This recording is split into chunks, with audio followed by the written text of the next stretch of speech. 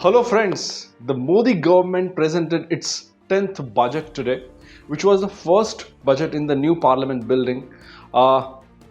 Despite being a vote of account, the finance minister carried a few themes which laid a vision for the next few years. Largely the economists and experts are finding this budget very robust, and in fact the market is also given a green signal. In Amrit Kal of India, income is growing, India is rising, and the budget is actually trying its best to achieve that growth and trying its best. I have 5 points to share with you.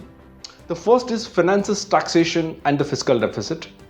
The major challenge generally, most of the times the government face is the gap between the revenue receipts and the budget expectations.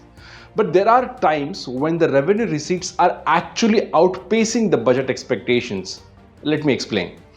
The finance minister has pegged a revised estimate of revenue receipts at rupees 30 lakh crore, which means that by the end of March 2024, the government expects to receive rupees 30 lakh crore through direct and indirect taxes.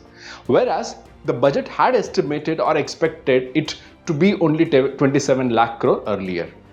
This is because of the tax buoyancy and the strong growth, momentum and formalisation in the economy, because of which the higher revenue receipts, the fiscal deficit has also come down to 5.8%, and 5.1% for the next year.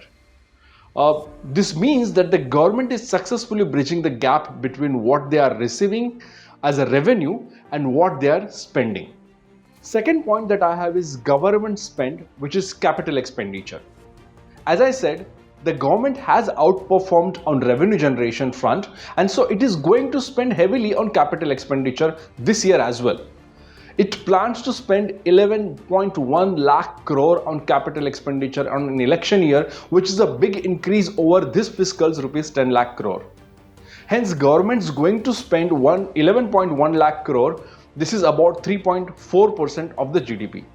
Remember, higher capital expenditure has a multiplier impact on economic growth, employment creation, etc. Moving ahead, friends, my third point is various government schemes are offering fruits now.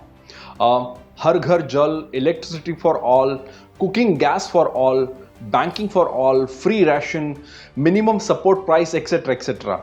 These schemes of the government have proven the mettle and added to the brighter India actually. With this, the government has bought out 25 crore people from multidimensional poverty. Direct benefit transfer of rupees 34 lakh crore using PMJDY has led 2.7 lakh crore of savings of the government. PM Swanidhi, crop insurance schemes like Kisan Bima Yojana, Skill India, PM Mudra scheme has been extended also to a lot of people now. These are the important schemes. Apart from that, importantly, India is becoming a brand in sports as well, and it's now 86th chase. India has 86 chase grandmasters. So these are some of the important schemes and the initiatives that the government has spoken about in the budget today. My point number 4 is Vikasit Bharat. Government has said this is a golden opportunity for India, and the next 5 years will be the golden moment for India. Since this is an Amrit Kal and we will complete 100 years by 2047, the government wants to educate and empower people of the India. In fact, government has stated that it will unveil a strategy for the next 5 years in their next budget. The FM has also said that the government is actually focusing on 4 major pillars. First is poor, second is women, third is youth, and fourth is farmers. Their welfare is also the highest priority of the government. She said that sky is the limit and the country is creating more opportunities, not only for the people of the country, but also for the globe. Major investments is my 5th point. Taking forward what I mentioned in Vikasit Bharat, the government has been investing heavily and outlined plans to build 2 crore houses under PM Awas Yojana in the next 5 years. Remember, they have already built 3 crore houses. This will give a fillip to the financial institutions and specifically housing finance companies. The government will also invest in rooftop solar and offer the electricity of 300 units to 1 crore households absolutely for free. The government will extend its support to the blue economy. It had set up a separate department for fisheries and seafood production, which has been doubled actually after setting up the department. They are also going to invest in animal husbandry. Along with this, friends, there are going to be an investment of rupees 1 lakh crore in deep tech technologies, and the government is continuing to support the aviation sector as well.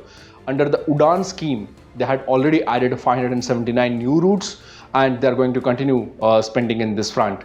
Along with this, they are also going to invest heavily on a tourism front and develop places like Lakshadweep. Lastly, friends, there are no changes in taxation, which is a big news actually. Focus on encouraging the foreign investors and strengthening FDI is also one of the important aspects that the government is going to focus on. The interesting terms that the finance minister has coined for FDI is first develop India, and for GDP is government, development and performance. Thank you so much, friends, for watching this particular video. Stay tuned to ETBFSI.